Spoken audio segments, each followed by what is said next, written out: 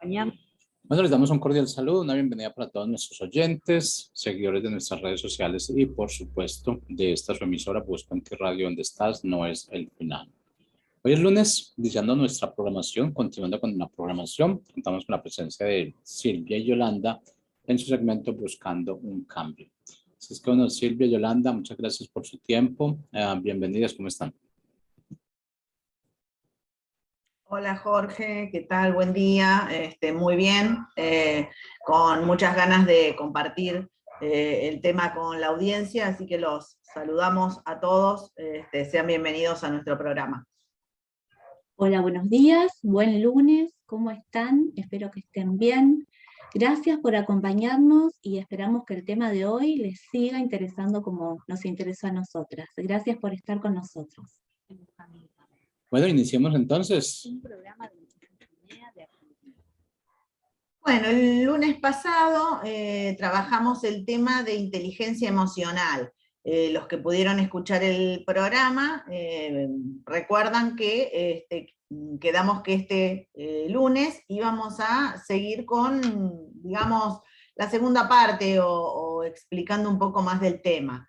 Vamos a hacer como un pequeño pantallazo de lo que sería la inteligencia emocional, por si, digamos, alguien se está conectando y está escuchando por primera vez este tema, o no estuvo en el programa del lunes pasado, ¿no? Entonces dijimos que la inteligencia emocional es la capacidad que tiene todo individuo para reconocer sus propias emociones y también las de los demás. Esta sería como una definición acotada y muy fácil para entender. Y siempre recalcamos que tiene que ver con la unión de mente y cerebro, ¿no? Para que nos ayude a poder comprender las emociones, para poder utilizarlas y para poder percibir también, digamos, las emociones del otro. O sea, tiene que ver conmigo, pero también tiene que ver con el otro, ¿no?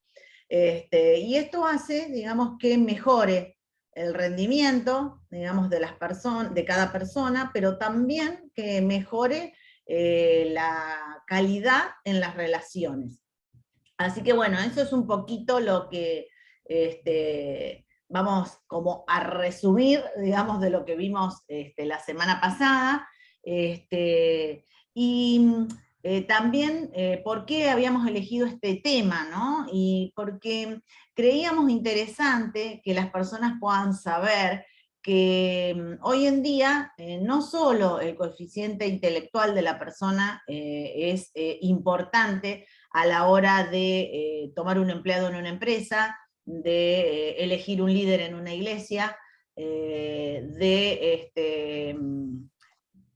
relacionarse, digamos, con otras personas que nosotros no conocemos a través, digamos, tal vez de un nuevo emprendimiento, hace que no solo la parte del coeficiente intelectual del otro, sino también, digamos, la parte de las emociones, ¿no? Cómo maneja las emociones. Y ahí es donde, digamos, nosotras queremos hoy compartirles todo esto que es bien interesante y del cual quisiéramos que, digamos, se apropien, ¿no? Aprender a manejar, digamos, nuestra inteligencia emocional nos va a llevar, digamos, a lugares, vamos a decir, más lejos, vamos a poder caminar más lejos y sobre todo lo vamos a hacer plenamente, ¿no? Con la certeza de que lo estamos haciendo de acuerdo a nuestras convicciones. No sé, Silvia, digamos, si vos tenés alguna otra cosa que querés aclarar de lo que vimos la semana pasada, y si no, ya vamos con hoy, ¿no? Con el tema de hoy, con el tema. En realidad les queríamos que cada uno pudiera hacer un análisis si tiene inteligencia emocional o no. Sí, qué buena definición, y podría sumar solamente que, bueno, que esta inteligencia emocional nos ayuda a superar desafíos, a minorar conflictos. Es una herramienta muy, muy valiosa que podemos tener para, bueno, como dijo Jorin, para tener mejores resultados en nuestra vida personal y en nuestra vida laboral. Simplemente como introducción, yo quiero hacerlos más cortitos, pero ejemplificar de vuelta la idea que di yo la semana pasada con respecto a la historia de David. La historia de David y Goliat, que la podemos encontrar en la Biblia en el libro de Primera de Samuel. Es un ejemplo para, bueno, entender, dar un ejemplo práctico, clásico, de lo que es la inteligencia emocional, y nos va a ayudar a entender lo que después vamos a explicar un poquito más. Ojalá puedan escuchar lo que vimos la semana pasada, porque va a ser de gran utilidad, ¿sí? Pero solamente introducir la idea de que David era un pastor de ovejas, en los tiempos del pueblo de Israel. David era un pastor de ovejas, era un adolescente, que defendía sus ovejas generalmente de los animales salvajes. Y tenía un arma para defenderse, ¿no? Era una onda y sus piedras. Y él tenía, la verdad que era muy valiente y tenía una autoestima bastante alta. Y estaba muy motivado con respecto a su trabajo. Y le iba muy bien. Un día su padre lo manda a llamar y le dice que vaya al campo de batalla porque se estaban librando una batalla entre el pueblo filisteo y el pueblo de Israel. Y le dice su padre que lleve alimentos a sus hermanos. Cuando David va para allá, se entera lo que estaba sucediendo, ¿no? Que había un gigante que se llamaba Goliat, que pertenecía al ejército de los filisteos, que desafiaba todos los días al pueblo de Israel. ¿A qué? A que alguien se le enfrente, alguien tenga la suficiente valentía y valor, fuerza, coraje para defenderse y hacerle frente a él en una lucha cuerpo a cuerpo. El que pierda, ¿sí? Uno de los dos perdía y lo mataba al otro, bueno, el pueblo que perdía iba a ser esclavo del pueblo ganador. Cuando se enteró de esto, David, ¿qué hizo? Fue y habló con el rey y dijo, yo me quiero enfrentar, ¿no? Quiero defender al pueblo de Israel y quiero enfrentar a este gigante, que era un gigante, medía 3 metros, era intimidante, era fuerte, era todo lo que podemos imaginarnos de una persona con muchísima fuerza y muchísimo valor, y todo el mundo le tenía mucho miedo, pero David no. ¿Por qué? Porque él confiaba no solamente en Dios, que tenía una fe en Dios muy grande, sino que también confiaba en sí mismo. ¿Sí? ¿Por qué? Porque estaba motivado, tenía autoestima y tenía una habilidad, tenía una inteligencia práctica, que era el manejo de su onda con sus piedras. Lo que hizo se enfrentó a este gigante, lo derrotó con el lanzamiento de su piedra de una forma muy certera, que le pegó en la frente y lo desmayó. Luego David fue y lo remató con la propia espada del gigante, de Goliat. ¿A qué voy con esto? ¿Por qué quiero contar este ejemplo? Porque David pudo, si bien razonablemente, si uno lo razona, era imposible que David pueda ganarle a este gigante, a este Goliat, pero acá hubo un equilibrio entre la razón y las emociones, y la fuerza de sus emociones. Y a esto queremos apuntar, ¿no? Si bien él tenía muchísima fe en Dios, también habían cuestiones que a él lo motivaban y que tenían a su favor con respecto a las emociones. Primero, que dijimos que tenía una habilidad en el conocimiento del uso de la onda. Segundo, que él pudo controlar sus miedos. A esto vamos de las emociones, él tenía un control de su miedo, este miedo no lo paralizó, y usó esta fuerza de las emociones para derrotar a este gigante que intimidaba a todo el mundo y que nadie se animaba a enfrentar. O sea, coraje, tenía temple, tenía convicción, alta autoestima, tenía una autoestima elevada y motivación. Y también habilidad social, porque no solo que supo enfrentarse con sus habilidades sociales al gigante, sino que pudo hablar también con el rey de Israel en aquel momento. A lo que voy es, qué importante que es la inteligencia, no la razón, pero combinada con la fuerza de las emociones, podemos lograr un equilibrio que podemos ir mucho más allá, ¿no? Lograr nuestros objetivos y tener muchísimos mejores resultados. Así que ese equilibrio entre razón y emoción, como dijo Jolie, logra que podamos obtener una inteligencia emocional que nos ayude muchísimo más en todos nuestros objetivos, tanto personales como laborales. Ahora sí, dando esta introducción y este ejemplo que a mí me parece súper interesante, vamos a explicar, Jolie, ¿cuáles serían, cómo podríamos encontrar esa inteligencia emocional? Que tal vez es innata, ¿no? Pero también podemos aprenderla. Sí,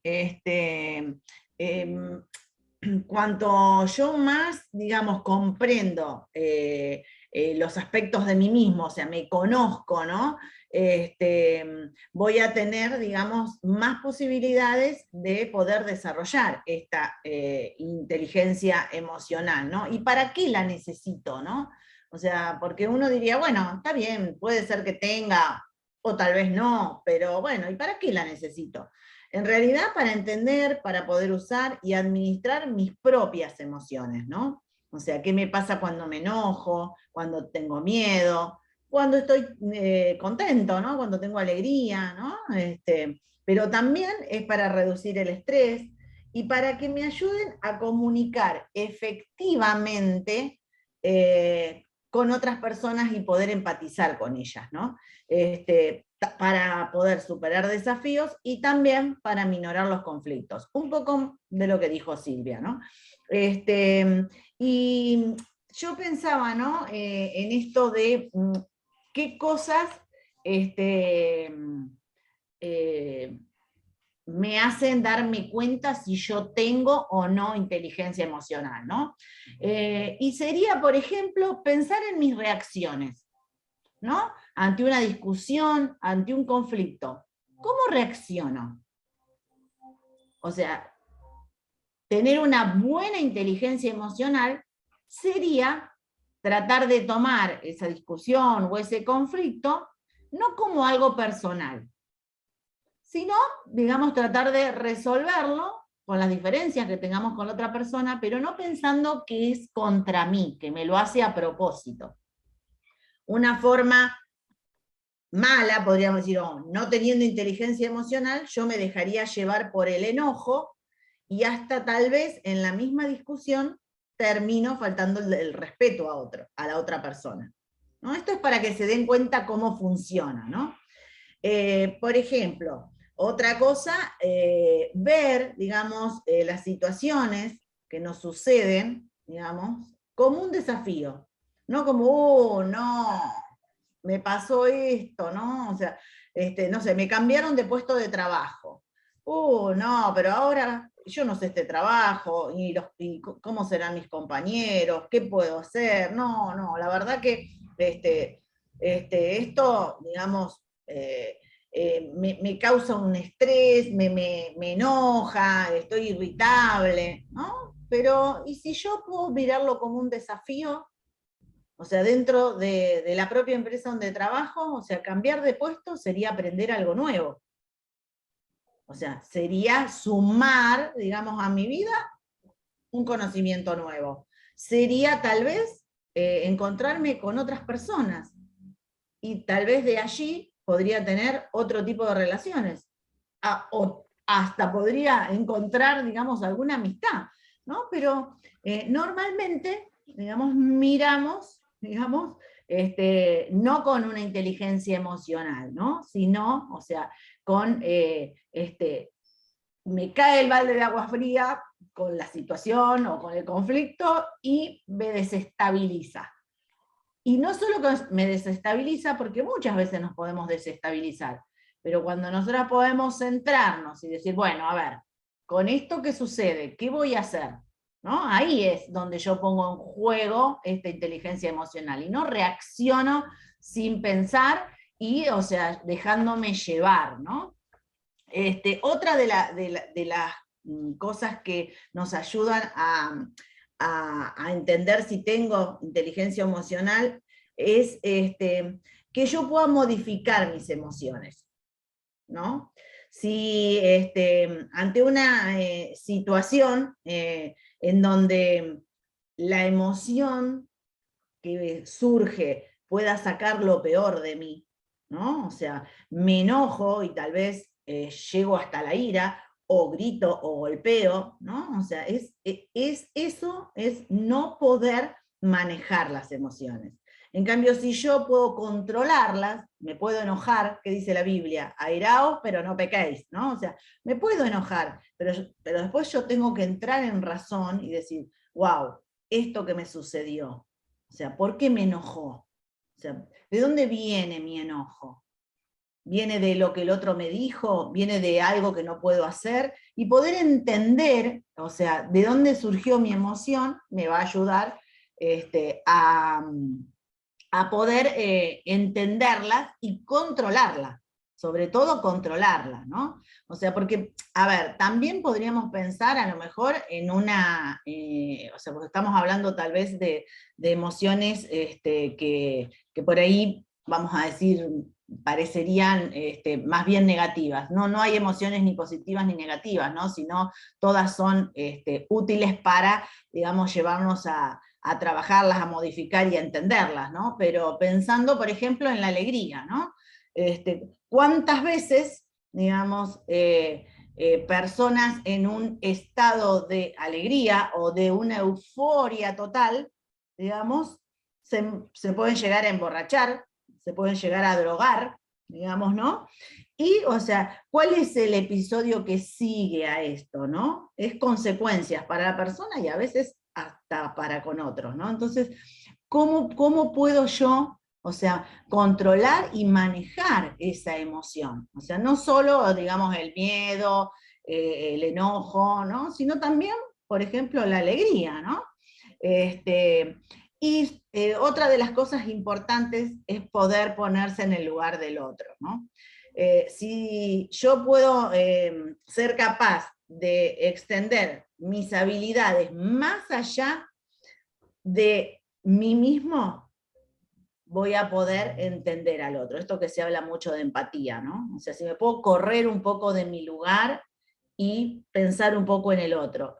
Eso va a ayudar a que yo pueda, tal vez, entender, digamos, por qué el otro me habló así, por qué me contestó de tal manera. Y entonces, esto que decíamos antes, ¿no? Tal vez modificar mi emoción. Pensaba contestarle y decirle de todo, y digo, no, le voy a preguntar, ¿por qué me hablaste de esta forma? ¿Qué pasó que noto que lo que dije o lo que hice te puso mal? Es diferente a reaccionar de acuerdo a, digamos, esa primera emoción que nos nace, digamos, en un estado, como dijimos, ya sea de alegría extrema como euforia, o por ahí de un enojo exacerbado que pasa a ser ira. A ver, Silvia, si querés agregar algo con esto, ¿no? Sí, sí, podría sumar, podría sumar. Y bueno, ¿cuánto tiene que ver esta empatía, el conocimiento de lo que le pasa al otro? Si yo no puedo entender qué es lo que me pasa a mí, ¿no? Si yo no puedo conocer mis emociones. Por eso, para poder ser empático con el otro, para poder conocer, entender qué es lo que le pasa al otro, primero tengo que entender, conocer qué me pasa a mí. Porque si no, no va a haber una buena escucha. Si yo quiero ser empático, obviamente que necesito tener una buena escucha, tengo que poder estar atento a esos cambios corporales que tiene la otra persona. Pero si yo no entiendo qué es lo que me está pasando a mí, va a ser difícil. Y en ese autoconocimiento que yo tengo de mis emociones, es muy importante. Yo a veces con los niños, que trabajo con niños, les hago hacer un semáforo de las emociones. Que todos los días de la semana me pongan con un color de qué estado de emoción están, ¿no? Por ejemplo, el rojo es la rabia, el amarillo es la alegría, el rosa cuando está enamorado o muy motivado. Bueno, con los adultos pasa lo mismo. ¿Por qué no podemos hacer un diario de nuestras emociones y poner cada día cómo me siento? ¿Por qué? Porque es importante saber cómo me siento, como dijo Yoli, para poder tomar decisiones importantes. No me puedo aventurar a tomar una decisión sumamente crucial cuando yo estoy deprimido o cuando estoy enojado. Muchas veces tenemos que tomar decisiones con nuestros hijos, si tenemos que disciplinarlos o no, y yo estoy enojado porque me fue mal en el trabajo. Entonces, en este sentido, tengo que entender que no puedo tomar decisiones. Según mi estado de ánimo, yo tengo que ser coherente, dejar, poder estabilizarme Eso tiene que ver con un autoconocimiento y después poder tomar decisiones. Y lo que hablaba Yoli también era de la autorregulación. ¿Cómo podemos autorregularnos cuando estamos muy enojados? ¿No? ¿Cómo podemos hacer? Porque la verdad que a veces se nos salta la térmica, decimos acá en Argentina, y no podemos dominar nuestro enojo. Bueno, esto tiene que ver con un aprendizaje, con autocontrol, con optimismo, con confianza en uno mismo, con ser disciplinado, con determinación, y todo esto se va aprendiendo. Esta regulación, tenemos que aprender a regular todo aquello que nos pasa. No es que, a ver, me enojé y bueno, y agárrense porque no sé qué puedo hacer. Yo tengo que aprender a bajar un cambio, a entender qué me está pasando, poner las emociones en palabras, ¿no? Y poder entenderme a mí mismo y después actuar. ¿Qué pensás, Yoli? Sí, pensaba un poco esto, ¿no? Que a veces uno le dice, digamos, a los pacientes, ¿no? Que haga un registro de sus emociones, ¿no? O sea, que anote en un diario, en un papelito, cómo han sido sus emociones a lo largo de la semana. Pero también para ver si, digamos, no hay una tendencia a estar siempre enojado, siempre desganado, ¿no? Porque también eso nos hace vernos como visualmente, ¿no? O sea, visualmente, yo anoté, ¿no? O sea, primera semana, enojado, segunda semana, enojado, tercera semana, enojado. Entonces, o sea, y dentro del enojo, que pueden haber varias, ¿no? Pero siempre dentro de la misma emoción. Entonces uno tiene que rever, digamos, con el paciente, o sea, ¿qué está pasando? ¿Que todos los días te levantás enojado? O sea, ¿qué causa ese enojo? O sea, no es algo que sucedió, digamos, vamos a decir, tuvo una pelea, digamos, con su hermano, no sé, tuvo un problema en el trabajo y bueno, está enojado. Sino quiere decir que hay algo que viene arrastrando, ¿no? Entonces, o sea, eso nos ayuda también para conocer, digamos, ¿no? Que cómo estamos con el tema de las emociones, digamos, o sea, bien, vamos a decir, visualizadas a través de, digamos, hacer un registro, ¿no? Y también, o sea, una cosa interesante para poder, vamos a decir, tener como una referencia externa de nuestras emociones, es poder expresarle a alguien nuestras emociones. O sea, buscar a alguien que nos haga ese feedback, ¿no? O sea, alguien que me dé una visión imparcial de mí mismo. Porque normalmente, digamos, ¿no? No sé si les pasa a ustedes, pero a mí me pasa que creo que hago las cosas bien, que actúo correctamente, que estoy en mi eje, que soy equilibrada, ¿no? Y por ahí, digamos, cuando nosotros le decimos a alguien, mira, quiero que me digas qué cosas ves, digamos, en mí, que te parecen que no están dentro del equilibrio, podríamos decirlo, ¿no? Y a veces podemos sorprendernos, ¿no? Como un otro nos dice, mira, ¿sabes qué? Yo noto que cuando alguien no opina como vos, te pones a discutir y querés tener la razón, y entonces uno dice, wow, yo no me había dado cuenta de eso, ¿no? Un ejemplo, pero, o sea, esa parte es importante, ¿no? Y también, o sea, poder darnos cuenta qué emoción hay detrás de nuestros actos. O sea, ¿no? Nosotros nos comportamos de determinada manera. ¿Por qué lo hacemos? Porque muchas veces hay una emoción detrás, ¿no? Y si yo puedo detectar esa emoción, digamos, voy a cambiar mi conducta. Y otra cosa importante es el lenguaje corporal. Detrás, digamos, de lo que nosotros hacemos, ¿no? Estamos expresando una emoción, aunque no nos demos cuenta, ¿no? Muchas personas cuando se enfadan, ¿no? Se cruzan de brazos. ¿Por qué? Porque empiezan a sentirse agredidos, ¿no? Otro ejemplo es, por ejemplo, las personas que cuando tienen vergüenza se ruborizan, ¿no? Es una expresión corporal que está denotando, digamos, una emoción. Y yo pensaba, digamos, en mí, ¿no? Y dije, ¿qué me pasa a mí, digamos, con el lenguaje corporal? Y me di cuenta, digamos, que cuando yo, o sea, vamos a decir, estoy escuchando una charla, una prédica, no sé, un tema que hablan varios, cuando me aburro, empiezo a agarrarme las uñas, a tocarme las cutículas, ¿no? Y eso pude darme cuenta y dije, wow, o sea, cuando me aburro hago esto. Entonces ahí digo, estoy aburrida. Bueno, ¿me quedo en este lugar o me voy? ¿No? A veces tengo la oportunidad de decir, bueno, nos vemos, chao. O sea, ¿no? Por eso es importante reconocer ese lenguaje corporal, ¿no? Qué importante, ¿no? Y qué bueno, Yoli. Y con respecto a las relaciones sociales, yo estaba pensando, ¿no? Cómo, bueno, poder tener herramientas para relacionarnos mejor con nuestros amigos, con nuestra familia. Y algo muy interesante es poder prestar escucha, ¿no? Poder prestar una buena escucha. A veces hablamos y no escuchamos, ¿no? Y saber que el otro, nosotros estamos escuchando al otro, ¿no? El otro ve que nosotros lo escuchamos atentamente. Esto es importantísimo, como que le estamos dando valor a la palabra del otro.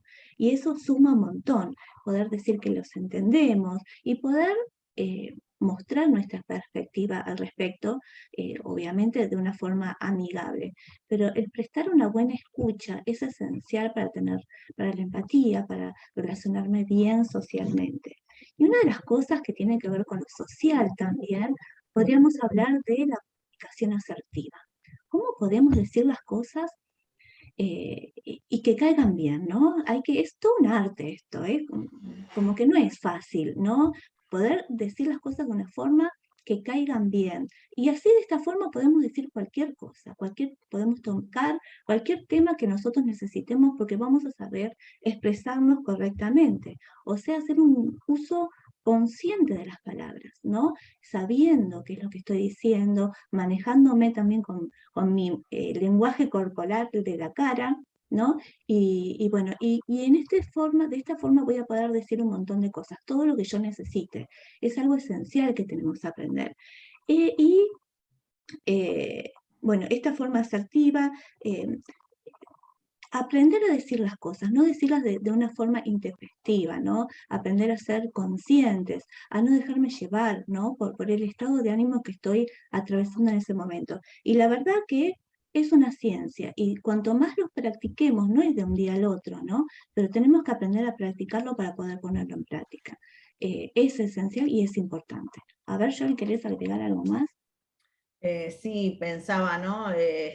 Yo puedo decir lo que sea, pero tengo que medir el cómo lo digo, ¿no? El cómo, ¿no? Cuántas veces lo que estamos diciendo es cierto, pero la forma en que lo decimos hace que la otra persona levante la guardia, ¿no? Y se resista o se enoje, ¿no? Y levante barreras, ¿no? Entonces, qué importante esto de la comunicación asertiva, sí, importantísimo, ¿no? Bueno, ya estamos en el horario, ¿no? Y yo me anoté acá, ¿no? Si descubriste que tu inteligencia emocional es baja, no te preocupes. Es una competencia cognitiva y se aprende, ¿no? O sea, se puede mejorar. Solo, digamos, hay que trabajarla, ¿no? Y dimos ahí unas cuantas cositas de cómo hacerlo, ¿no? Entonces, los animamos, digamos, a que puedan poner en práctica todo esto, ¿no? O sea, conocerse para, digamos, estar bien con uno mismo y a su vez, digamos, con el otro. Yo pensaba en el pasaje de Filipenses 4:8, ¿no? Dice, concéntrese en todo lo verdadero, en todo lo justo, en todo lo puro, en todo lo bello, ¿no? O sea, dice la palabra, ¿no? O sea, concentrarse en aquello que me ayude a mejorar. O sea, porque cuando yo soy mejor persona, digamos, me relaciono mejor, digamos, estoy mostrando a Cristo. Y esa es la parte importante que nosotros tenemos que hacer como hijos de Dios, ¿no? O sea, en cada relación, en cada palabra, en cada actitud, digamos, mostrar a Cristo. Amén, amén, ese es nuestro objetivo, ¿no? Ser como Jesús, Él es nuestro ejemplo, y que lo sea siempre. Bueno, nos despedimos, nos alegra haber estado con todos ustedes. Recuerden que nos pueden encontrar a través de Facebook, en Psicología Cristiana. Somos parte de un equipo interdisciplinario del Instituto INEA, así que cualquier consulta, cualquier sugerencia, pueden comunicarse con nosotros. Dios los bendiga y nos vemos, si Dios quiere, la semana próxima. Muchas gracias. Hasta la próxima.